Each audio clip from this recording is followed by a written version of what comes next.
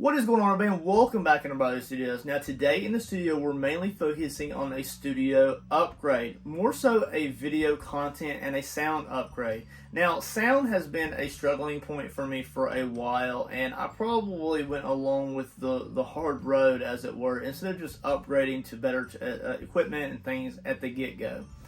Now, sound itself has come a long way, but let's start at the very beginning. Now, about a year and a half ago or so, I started to create content for YouTube. Now, I've been creating art for a very long time. However, I really wanted to push from TikTok, short-form content, into long-form content. And that forced me to really focus more so on the video quality as well as the sound quality. If you don't have great sound, then no one's really going to listen to your video, right? So hopefully you've made it this far into the video, and as we progress through this video, the sound is going to improve. So originally what I was using is my iPhone to create the audio for my videos. Originally I was just using the talk into the phone feature, and I was doing some things to try to create a more sound room or sound booth like sound quality. Kind of trying to avoid kind of too much echo or reverb in the room, too much outside influences like just static air, or if I was recording on the side of a road or something on lunch at work, I was getting a lot of background noise from traffic and things like that. So it was definitely a journey. So if you go back in my earlier videos, you would notice that the audio is absolutely atrocious. But that is a journey, right? YouTube's a journey. We start rough. You got to get in there and get it going, and then you just slowly upgrade your equipment and get better at creating content. So as you can see, I started off with just a table in the corner of a living room, and now I have just almost a full-fledged studio at this point where I can make almost anything I want. So it's a journey, and it takes time. So again, originally I was just using the iPhone, and I was just recording raw audio into the voiceovers for my content. So at that point I was like, well, I need to get some kind of Bluetooth or something that I can use for work, and I decided to get some AirPods. As you can see, I did get some AirPods. Now, the AirPods work quite well, and you don't have to have both of them in to record audio for a voiceover or something like that. You just need one of them. Otherwise, you can get a little bit of an echo between the two. I'm not a sound expert, but that's just what I've experienced in the past. Now, as you can see, even though you are using an AirPod, you're getting a little bit of a more of a wholesome sound in your audio, but it's not very crisp. It's not very deliberate. You still get a lot of echo throughout the room. It doesn't cancel a lot of that interference out. So when I was on the side of the road or something like that, on lunch, at work, trying to record a voiceover, in 30 minutes to an hour or something, I was still getting a lot of background noise, wind, static air, things like that. So this worked for quite a long time. Now, one of the things that I did to remedy some of the interference noise is to create a sound booth effect. That's where, the most notorious one is you imagine like somebody recording music in a studio with a booth surrounded by the static foam where it cancels and deadens the sound, so you just get really crisp audio in a mic, right? I've seen a few of those in people's houses, and I just don't have space for that. I just don't. I may eventually, if I get like a true outside studio, I may upgrade and build me a sound booth that I will sit in and record my voiceovers over content. But even then, when you're standing in, say, the outside studio or standing here and I want to do a voiceover for TikTok or something like that, that's not a controlled sound environment. So you still need something that would be adequate. Now, the Bluetooth did do that. It created a little bit of a better quality sound than just talking to the phone. Now, one of the things that I did to create that sound booth effect and get a little bit more wholesome sound out of either talking into the phone or into the Apple AirPods is I would cover my head with a blanket. So I'd sit on the floor, I'd have my phone in hand, whether it's talking into the phone originally before I got the AirPods, or if I'm talking to the AirPods, with a blanket over my head draped onto the floor, and I would hold the phone at a stationary level. So for instance, here's my phone. I would hold it stationary without it moving fingers not on any of the sound, because in all honesty, I was getting better audio just talking to the phone like this with a blanket over my head than I was getting with the AirPods, which is kind of odd. You would think that because it's an Apple product and it's a mic or a Bluetooth recording device, it would be great. And it's okay, but I'm not getting as better, crisp, and wholesome sound as I would like to have seen on some of those videos. So I would cover my head with a blanket, and then I would just go ahead and hold the phone like this, and I would talk clearly into the device. And because there's no echoing and outside interference, the phone was able to pick up on the sound very well. I did have to adjust some of the settings inside of the actual sound settings of my video editing software, but that was very seldom that I needed to do that. And that's kind of where the journey led. So at that point, my video sound quality wasn't absolutely atrocious, but it wasn't really great either. It's like that there's improvements on the way, but you just haven't got to it. But the sound was okay enough to where I could make some content and get it out there. And I made probably 100 to 200 to 300 videos like that, going between just talking into the phone with a blanket over my head. And that's just the poor man's way of a sound booth. Until you try it, don't knock it, right? That's the kind of mentality I have with it. I'm sure I'm not the only one out there who's done that. And until I get a sound booth, we're just going to make do. So one of the things that I would like to do now is I want to upgrade to the next level. Now, I do have a boom mic arm here that I will be doing a video on later on down the road. I'm going to get a computer to go in here with a monitor, and I'm going to start doing YouTube and TikTok live streams, both streaming at the same time. And a few other things, but I'll be using that boom arm to give sound to the computer when I get to that stage. It has a sound card deck and everything like that, but that's not for this video, right? This video is just for like raw audio, whether it's here in the studio, out in the shed, out and about, and that leads me into plein air painting. So I would like to be able to start doing plein air painting, but I would also like to do those in a live form content so that I'm talking to the camera as I'm kind of introducing some watercolors, or sketches onto the small canvas that I have. I really want to particularly start to do that on like lunch breaks, for instance. Instead of just wasting lunch breaks watching a Netflix episode, I could just find a shaded spot, and not for the full hour, but for like 30 or 40 minutes, just paint, just maybe sketch out the painting, or just lightly paint in the details, and then or the light layers, and then do the details here. So I'm kind of thinking about that. And I need a mic that can deaden the sound and can allow me to make that type of video content. I also needed a mic that has two microphones. Okay, so we do a haunted house. My in-laws do. It's called Haunt House, and you can find those videos here on my YouTube channel.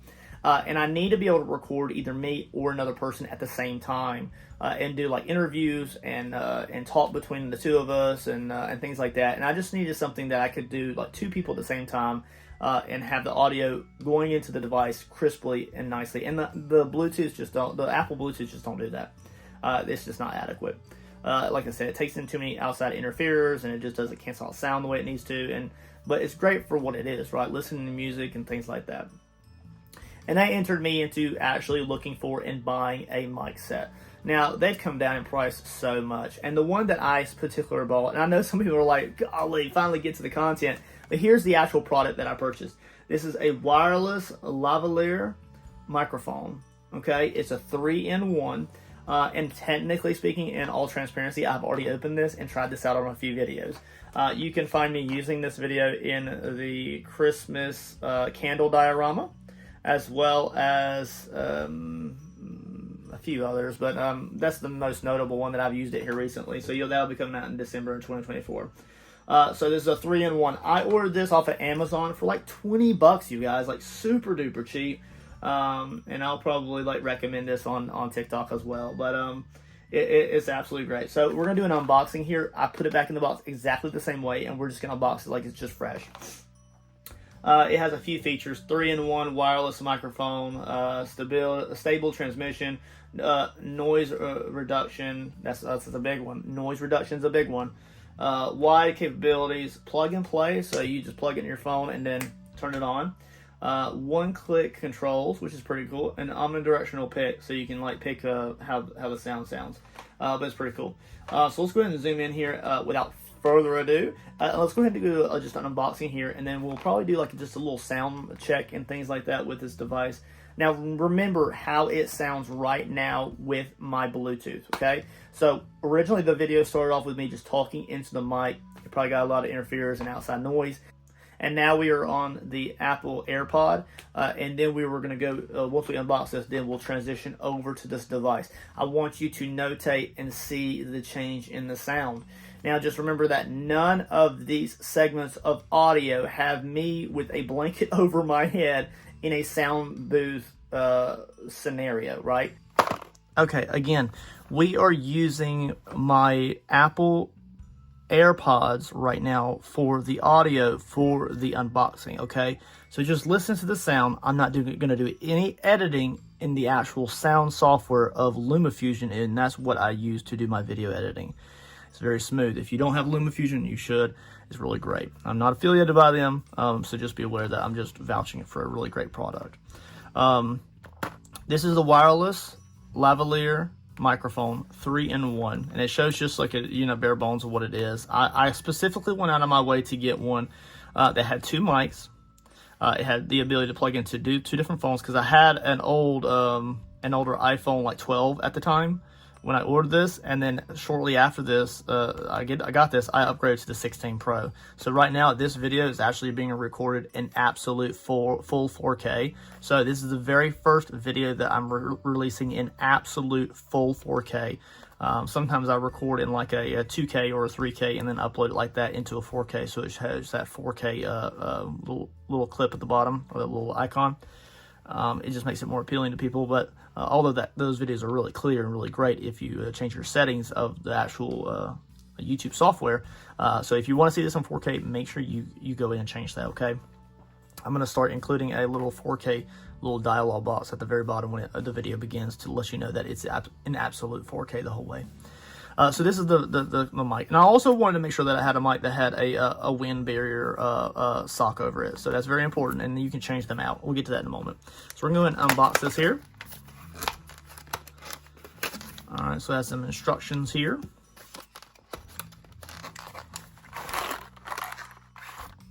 So one thing I noticed, see all my plastic is still on it. So one thing I noticed when I pulled this out, as soon as I pulled it out, even before, everything fell out of the box. Like, all this stuff just fell out of the bottom of it. All right, so everything in here is kind of loosely packed except for just the mics itself. We have 2 clips here for the mics. We'll get to those in just a moment. I'm gonna set those off to the side for a second. And then we have the actual adapter here. Now that is it says in here somewhere, just a few instructions here. It's on the first page, of course it is. It is a Type-C connector,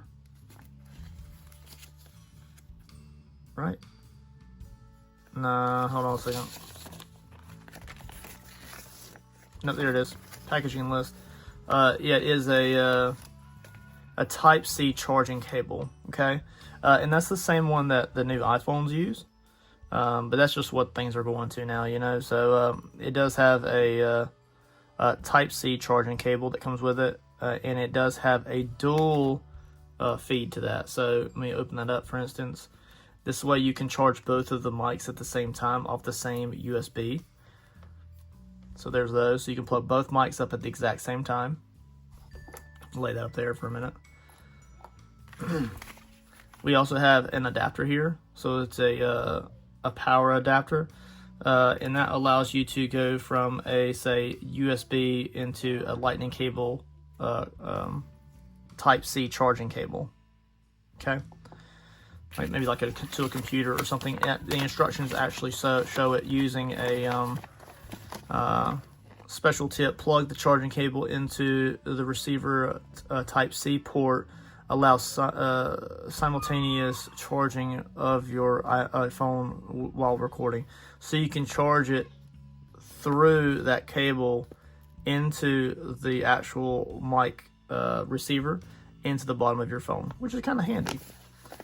It also allows you to use that adapter there that we just saw, the USB adapter, into the Type-C connector of the microphone receiver, and then that would allow you to plug it into something else. So follow the steps before using the mic on a laptop or desktop, and it gives you instructions on that. We're not going to cover that in this video because we're using this not with a full-fledged camera, but we're going to be using this with a iPhone. So we're using this wirelessly, and that's the type of it that I'm using here.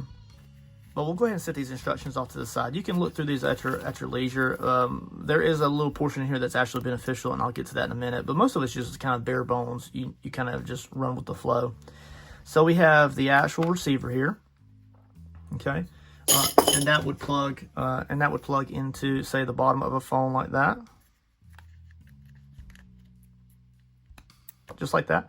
And then once it's on, you just hit the power button, hold it down, and then the light will come on. Let me remove that plastic there. Who needs plastic on devices? Okay. And then the light comes on. Now it will be blinking blue until it is paired to its mic. So let's let that blink for a second.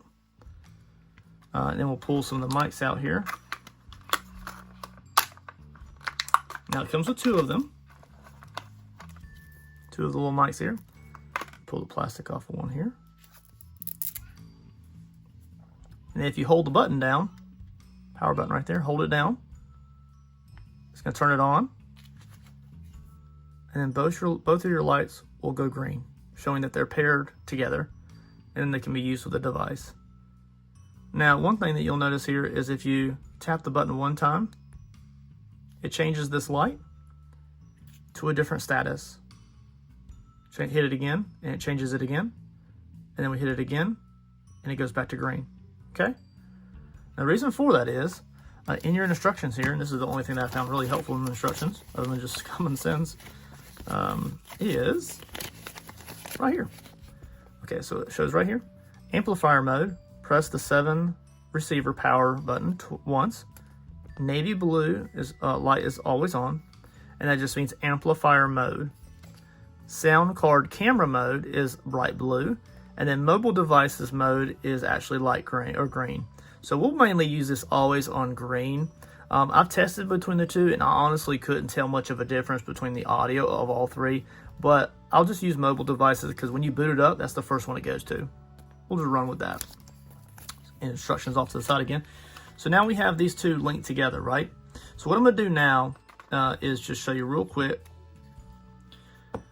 So here's the actual receiver. It's very simple, not much to it. You have your actual audio connector here. You have different power adapters for the bottom of your phone. And we're going to go ahead and take this. And then, so you have the audio jack there. And you also have, I wonder if you can actually listen to yourself on that audio jack, like a back feed. I wonder, guys. I'm going to try that out and see. I'll actually try that out in a few moments. And I'll let you know if we can hear ourselves off that mic.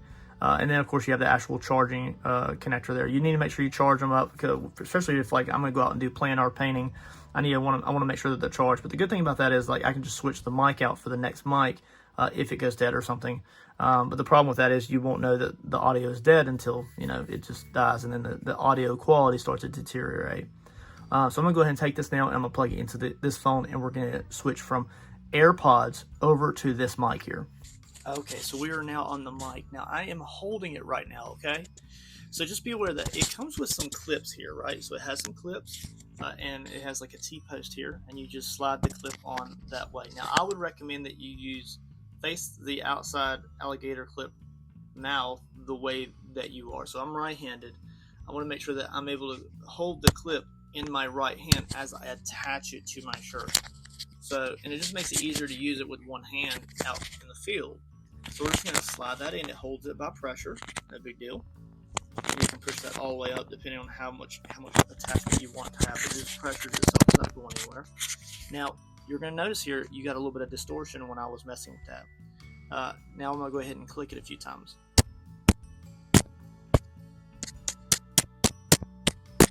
And more than likely you're getting a little bit of audio distortion here.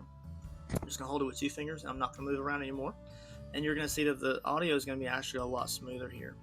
Now it will need a little bit of adjusting depending on the software that you're using or the device or the phone and things like that. So you may have to tamper with the audio in the editing software a little bit to make it a little bit more smooth or lower or increase the tone and treble and bass. You can kind of tinker with that, but just the raw audio without editing at all. But it should be a little bit smoother than it was with the Apple AirPods.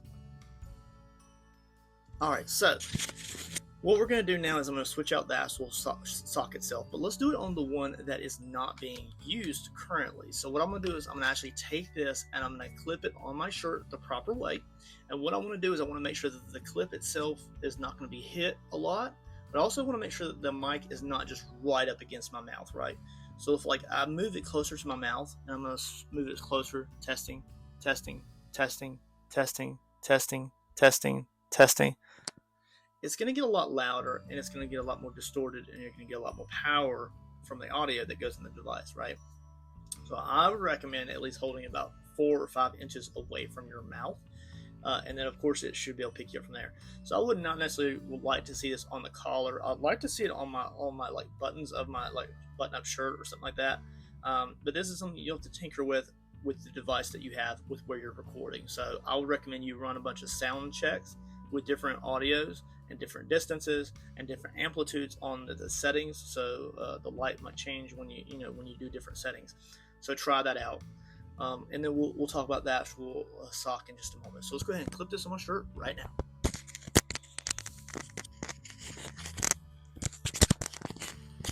I'm also going to try to angle that to where the mic head doesn't slap up against my shirt. So for instance, here at the end of October, we're going to be recording and putting the haunted house together for the in-laws.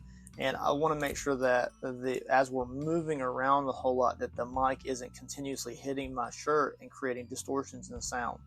And I have to edit all that out. I just don't want to do that. I'd rather just upload the audio, change the settings, and then just proof it and then upload it, right? That's the perfect world. Now, to switch out the actual sock, we just gently squeeze it right there and just pull it off. Try to keep things clean, right? And we'll keep this off to the side. And then you're just going to go ahead and take this and start with one corner. And you're just going to push it all the way down. And you'll feel it kind of like snap over it because there's a little band right there. See the little band? And it holds itself into place.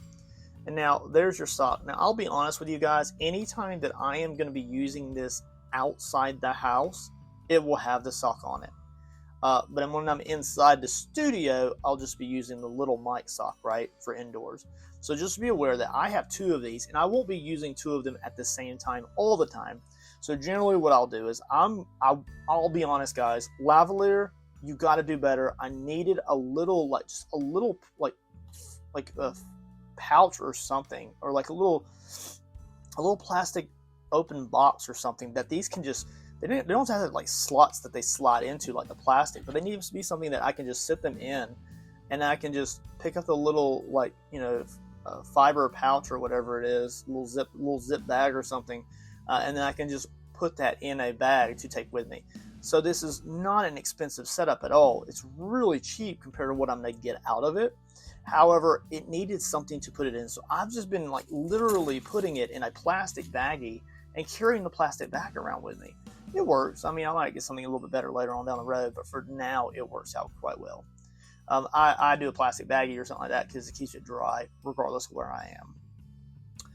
So what I'll do is I'll charge them all up and I'll put them in the plastic baggie, and then when I need to use them, then I'll do so. I'll just pull out the one that I want to use, and if I need to switch it out because it went dead, which I have not had to do that yet, then I'll do that. So there you go. You got 2 socks for wind socks, and then you have the one that's the default for indoor. And I'm gonna go ahead and leave this one on here, and I'm using the one indoors right now with just the actual mic sock itself, the standard. You have your adapter right there, which is fine. We'll just kind of keep that off to the side there. And I'm wondering though if you could take that and just plug it into that thing. I guess you can't. And then you have your actual charging cord here, so you can charge, let's see here, both of the mics. Make sure that fiber doesn't get in the way. And we'll just plug it in like that, just like that.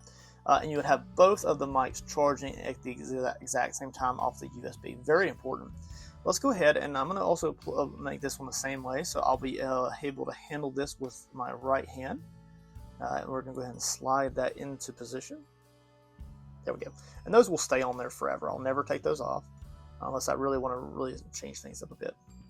And you can clip that on anything, right? You can clip it on like the edge of your canvas if you wanted to, or something like that. So we'll go ahead and set that off to the side, and we won't need the box anymore. So thank you, Lavalier. I'm going to get rid of the box, but I wish it had a carrying case. We're also going to keep the instructions just nearby, just in case I ever need them, or if I decide to upgrade to like a nice 4 or 8K camera, then I'll be able to remember how to connect that to the computer and things like that. So there's that, and then there's that, and then that's all of our stuff. I probably won't carry these with me. I'll probably just carry this and then the actual like receiver itself, and the extra mic along with it. So that's all there is to it.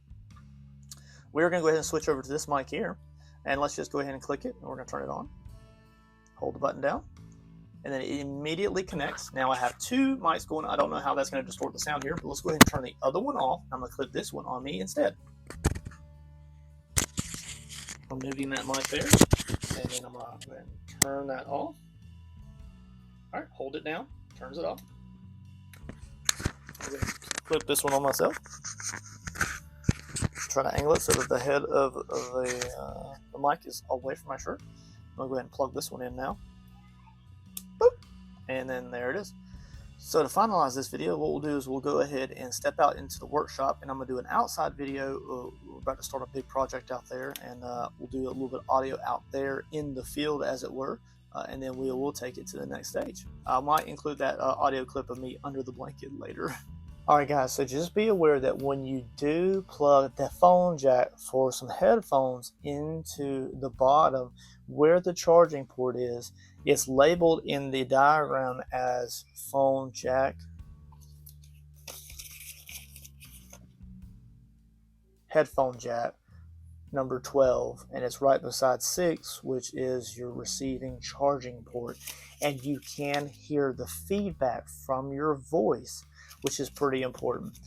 So when I'm out and I am perhaps maybe doing a plein air painting, and I have my workstation in front of me, I have my phone set up whether just behind me or off to the side, or maybe facing me, I may have just a really long audio headphone jack cord, looping around and behind me, out of my way, not interfering with my painting. And then what I'll do is I'll be able to hear a little bit of feedback, and that lets me know that the sound's not distorted. So for instance, right now I'm hearing what you're hearing, but mine's a little bit not as crisp. But when I take my finger and I tap that, I can hear the distortion in my own headset, and I know that something is wrong. So if I were recording with somebody out in the field, or me and my daughter are doing a project out in the yard or something, spray painting something, and she's hitting her mic because she's a child, right? I can say, hey, look, you're hitting your mic, it's distorting the sound, let's take a second, let's turn the video off, let's adjust your mic, and then we can keep going. So it's just like little nitpicky things like that. But again, this is it's just like a little helpful tip in the middle of the video. I know I said a minute ago we're going to step out into the outdoor workshop and get that outside audio clip. So let's go ahead and go do that. I promise we're going outside now. All right, you guys, so we are currently in the outdoor studio. Super exciting. Now we're going to start working on the base or the column that brings the diorama up off the ground. And that's what makes this part or this variation of the Goliath bird eater tarantula spider so appealing. And I'm super excited the customer ordered it because I haven't made this variation yet. It's going to be really cool. So I hope to at least have maybe a foot off of the actual base. So that's how much actual rock formation we'll have. It's going to be pretty cool. But we want to make sure that we create something that can really last a long time. But not just have a lot of detail, but have strength in total. So what we're going to do is I've picked up a few wood dowels as well as some threaded rod. I've also picked up some washers and some nuts. And what we're going to do is we're going to create a pulled down overall base. And it's going to be compressed with the overall threads. It'll make sense as we get into it. But the whole point is that when we put this diorama base together, It's going to give us the strength that we need for it not to shift around too much.